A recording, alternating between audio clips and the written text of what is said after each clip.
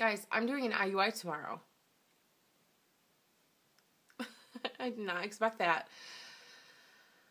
So, I have been on the last 2 days on 225 units of gonal. I was called on Saturday afternoon and told, do not start your Cetrotide and just keep on the same dose of gonal and we will see you on Monday morning. And this morning when I went in, I had a lot of cramping on my left side, and I have had that for the last 24 hours or so.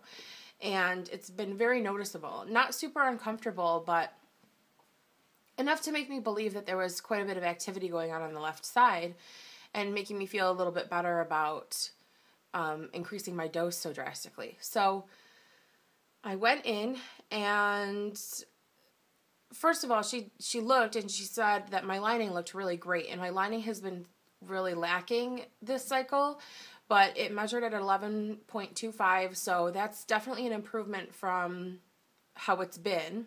And then, undeniably, there was a giant follicle, because my right ovary sits underneath my uterus. So when you're looking at my uterus on the screen, my right ovary pops up underneath there. At least it has been lately. Usually it's kind of hard to find, but it's been pretty prominent right there. And there was a golf ball-sized black hole on the screen in my right ovary. It was huge. And it's the first time I've seen a follicle that big in a long time. And it measured just under a 23. And the rest of what was going on before in my right ovary is no longer. Everything's just kind of stalled out completely. In fact, I don't even know that there were as many follicles as there were before, which I think there were 4, and I think this time there were only 3. And then on the left side, nothing. So all that cramping was just, I don't know, maybe my left ovary is just kind of pissed off. It's like a little uncomfortable, and it's like, I've had it with this, but is not responding.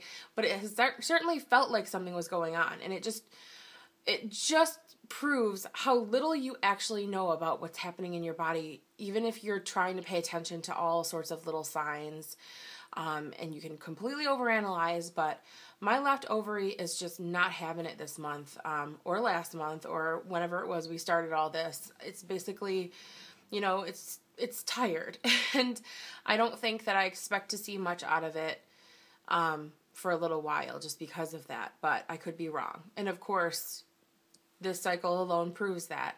No matter how closely we look, I'm getting monitored every other day basically, and at no point did I expect them to say, whoa, look at this giant follicle you need to trigger tonight and set up an IUI tomorrow. So it is exciting, and it's certainly not what we thought was going to happen, but I feel a lot better about that than trying to do an egg retrieval with only 4 eggs or something, or like only 4 follicles that look like they're going to result. I don't even know if they would still do it at that point. I'm not sure. So it's pretty shocking, but we have everything set up for tomorrow. Apparently they're really, really busy. Today, I learned something about my later morning appointments. I think that it's easier for them to get behind, especially with people who don't come in on time or people who get in right at the time of I usually get there 15 to 20 minutes early so that I can actually get into the ultrasound room at the time of my appointment. I don't know. I just feel like they appreciate me being there earlier and getting my payment and my blood work and all that stuff out of the way and try and keep them ahead of schedule. But I know that that's not always what happened. I'm not perfect. I'm not always 15 minutes early, but I try to be. So I think that after a few of those types of things happening throughout the morning, people not getting there exactly on time or appointments running over, then it causes those later appointments to be even later. So I definitely had to wait for quite a while today compared to how it usually goes. So that's probably a downside of the later appointments, and I still didn't see the doctor today. Not that I thought that it was guaranteed, but she was there, so I was hoping. I'm also curious to see what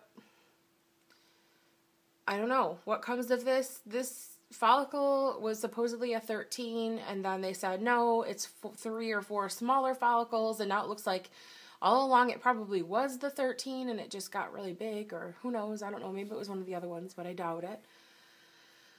So, I